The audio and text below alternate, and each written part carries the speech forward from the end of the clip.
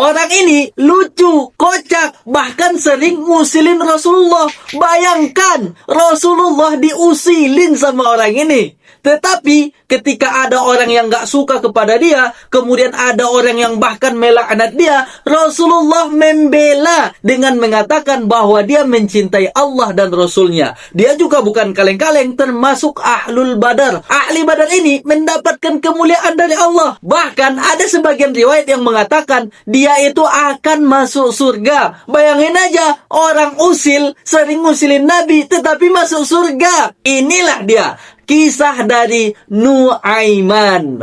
Pasti familiar nih dengan namanya. Karena dia memang seterkenal itu, selucu itu, dan paling relate sama anak-anak Gen Z.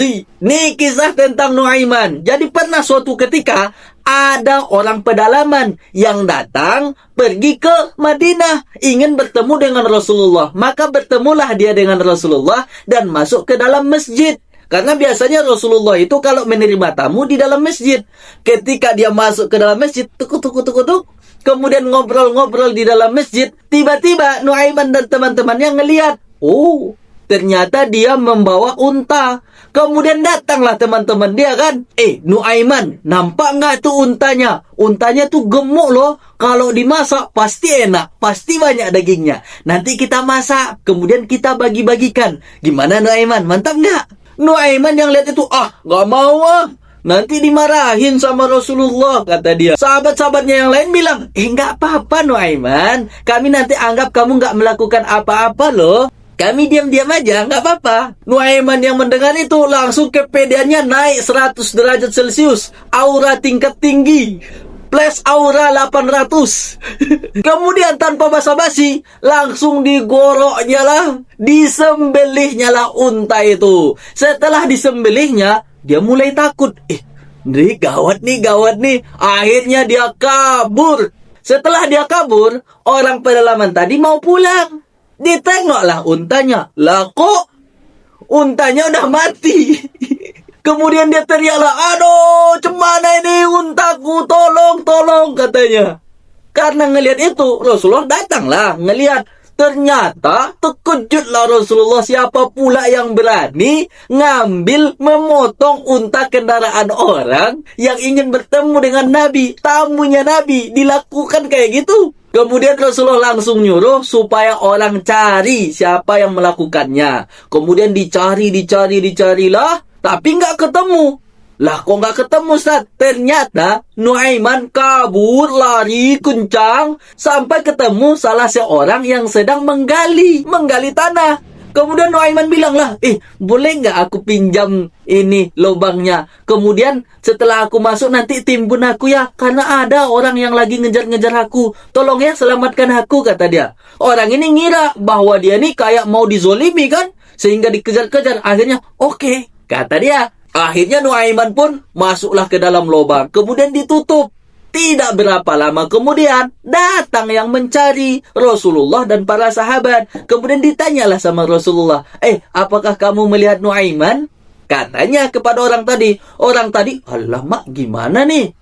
Aku udah diamanahkan gak boleh ngasih tahu tentang dia. Tetapi yang nanya ternyata Rasulullah. Akhirnya dia bingung, gimana ya, dikasih tahu atau enggak? Akhirnya dia ngomong dengan mulutnya enggak tahu, tetapi tangannya nunjuk. Aku enggak tahu apa-apa tentang Nuaiman ya Rasulullah, kata dia. Tapi tangan dia nunjuk ke lubang itu. Akhirnya ditengoklah ke lubang itu, dan disitulah Nuaiman sedang sembunyi. Kemudian ditanyalah sama Rasulullah, Nuaiman, kok kamu bisa-bisanya nyembelih onta tamuku? Kata Rasulullah. Mereka tuh yang nyuruh-nyuruh Rasulullah. Aku sebelumnya nggak mau, tapi mereka nyuruh-nyuruh, kata dia. Akhirnya Rasulullah yang ngelihat itu hanya bisa senyum, nggak bisa berbuat apa-apa. Aduh. Akhirnya Rasulullah menyuruh orang yang punya unta itu agar bersabar, agar menerima keadaan untanya telah dipotong. Rasulullah juga akan mengganti rugi unta tersebut. Tapi ada syaratnya, yang memotong unta itu dan orang-orang yang nyuruhnya harus membersihkan unta itu kemudian dibagikan kepada orang. Aduh. Itu kisah yang pertama tentang Nuaiman nih. Kan lucu kan? Gimana pula ada orang yang berani? Kalau kayak kita sekarang lah, antum kayak kenal dengan Prabowo. ada tamu yang ingin bertemu dengan Prabowo, tapi kamu malah ngerusak mobilnya. Kayak gitulah kira-kira. Berani nggak antum? Tapi itu baru yang pertama. Ada kisah yang kedua tentang Nuaiman ini. Suatu ketika, Nuaiman pergi berdagang bersama dengan Abu Bakar dan beberapa orang lainnya, termasuk salah seorang penjaga makanan yang bernama Suaibit. Jadi mereka pergilah berdagang kan, pergi ke Yaman. Tetapi di dalam perjalanan yang jauh ke Yaman itu, si Nuaiman ini kelaparan. Baru menjelang zuhur, udah kelaparan dia. Kemudian mintalah kepada penjaga makanan tersebut yang disuruh oleh Abu Bakar. Namanya tadi adalah Suaibit. Dimintalah sama Suaibit. Suaibit, tolong dong bagi makanannya. Kata dia. Suaibit yang dengar, ini belum masanya nih, belum waktunya untuk makan. Tak mau aku disuruh untuk jaga amanah. Aku jaga amanah ini, tak mau aku ngasih. Kata dia. Nuaiman, Allah, mintalah. Akhirnya nggak dikasih. Akhirnya karena dia kesal, nggak dikasih sama Suaibit ini, pergilah dia ke pasar. Sesampainya dia di pasar, kemudian dibilanglah sama orang-orang di sana, siapa yang mau beli budak? Aku punya budak harga murah, katanya. Orang pada nengok lah. Weh, iyakah, kata orang. Iya, harganya murah, mau nggak kalian? Kata dia. Orang-orang yang tertarik kan karena harganya murah, kemudian maulah beli. Oke, aku jual, tapi ada kekurangan budakku ini, kata dia. Apa tuh kekurangannya? Kekurangannya cuma satu. Dia tuh merasa bahwa dia nggak budak. Nanti kalau kalian tangkap dia tuh, pasti dia ngaku-ngaku bahwa dia nggak budak. Kata Nuaiman ini. Akhirnya dibelilah Suaibit ini dengan harga yang murah.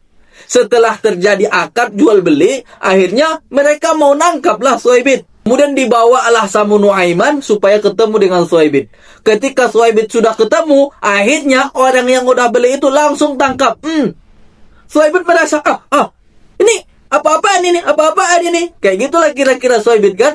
Kemudian, nggak usah banyak ngomong, kata orang yang beli itu. Ayo, kata dia.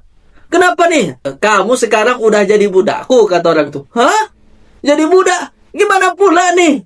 Aku adalah utusan dagang. Aku ini bukan budak, kata dia. Aku nih orang merdeka. Alah, nggak usah banyak ngomong, kata orang yang beli itu. Ayo, katanya. Tolonglah, jangan. Aku ini bukan budak, katanya terus-menerus. Tapi orang itu nggak percaya karena sebelumnya sudah dikasih tahu bahwa dia nggak akan mau ngaku sebagai budak. Akhirnya dibawalah. Setelah dibawa, datanglah Abu Bakar nanya, di mana Suaibit yang jaga makanan kita nih? Kemudian Nuaiman bilang, udah kujual, kata dia. Dengan nada polos, muka polos, udah kujual. Bayangkan aja, teman sendiri dijual. Akhirnya Abu Bakar, astagfirullah, kata Abu Bakar lah, ayolah kita cari, di mana dia? Akhirnya dicari, ketemulah Suaibit sudah menjadi budak orang. Akhirnya Abu Bakar beli lagi Suaibit supaya Suaibitnya jangan menjadi budak. Akhirnya merdekalah kembali Suaibit. Nah itu tuh, bayangkan aja, ada kok orang di zaman sekarang yang sejahil itu. Nggak cuma itu kekocakan Suaibit, pernah juga dia ngelihat ada makanan di pasar. Satu riwayat mengatakan makanannya itu madu. Ketika dia nengok, ini mantap juga madu nih. Kalau ku hadiahkan kepada Rasulullah, aku nanti bisa ngambil hati Rasulullah dengan ngasih hadiah. Gitulah pikir dia. Ketika dia ngecek kantong dia, nggak ada uang. Gimana nih?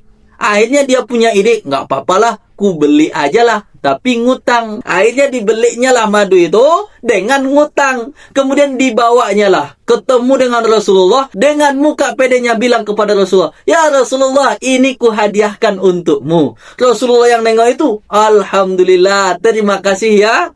Rasulullah senang lah karena dikasih hadiah oleh salah seorang sahabatnya. Tapi tiba-tiba datang penjual tersebut. Kemudian minta supaya dibayar.